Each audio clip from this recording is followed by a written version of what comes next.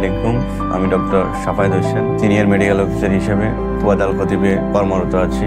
আমি মূলত emergency ডিপার্টমেন্টটা handle করি। আমরা 24 আওয়ার ইমার্জেন্সি ডিপার্টমেন্ট চালু থাকে। আমাদের ইমার্জেন্সি ডিপার্টমেন্টে মূলত সব ধরনের রোগী দেখা হয়, বিশেষ করে road traffic accident, acute abdomen মানে হচ্ছে পেট ব্যথা নিয়ে যে রোগীগুলো আছে ওই রোগীগুলো হ্যান্ডেল করা হয়।